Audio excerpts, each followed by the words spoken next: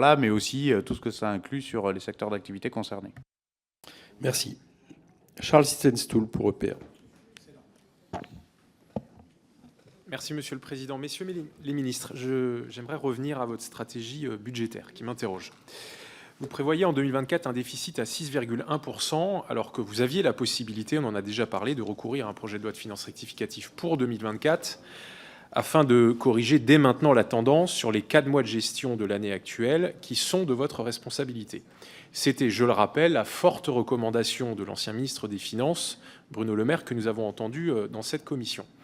Ne pas faire de loi de finances rectificative pour 2024, c'est renoncer à des recettes supplémentaires pour 2024, au moins 3 milliards d'euros, voire plus. En tout cas, 3 milliards d'euros, c'était les estimations de Bercy à l'époque, qui sont autant d'efforts qu'il ne faudra pas faire pour 2025 et qui donc augmentent la marche pour 2025. Je ne comprends donc pas le raisonnement d'un point de vue budgétaire de passer directement à 2025 alors que nous avons la possibilité politique de faire une loi de finances rectificative pour 2024. Donc est-ce que vous pouvez peut-être expliciter ce choix de ne pas faire de PLFR ? Et du coup aussi répondre à la question de Jean-René Cazeneuve tout à l'heure, auquel vous n'avez pas répondu, sur ce qui sera finalement annulé dans les gels budgétaires prévus. C'est pas vous qui avez posé. Enfin, il y a quelqu'un qui a posé la question et il n'y a pas eu la réponse.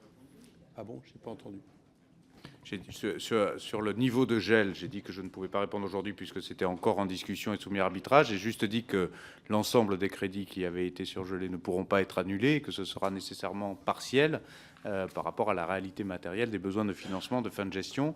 Mais nous freinerons au maximum l'année 2024. Je ne veux pas laisser s'installer un débat qui d'ailleurs me paraît pas extrêmement sain, de savoir si on n'empêcherait pas le freinage maximum de 2024 pour le reporter sur 2025. Ce n'est pas du tout notre état d'esprit.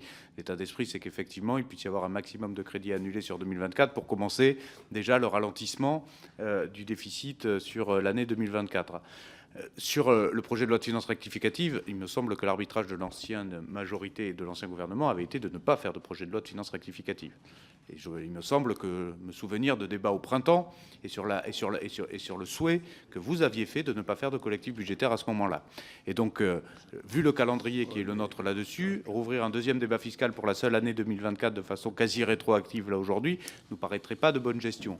Et le débat fiscal, il doit avoir lieu sur le projet de loi de finances 2025 et finir l'année avec un PLFG sur 2024 me paraît évidemment beaucoup plus raisonnable et surtout beaucoup plus cohérent par rapport au calendrier qui est le nôtre aujourd'hui.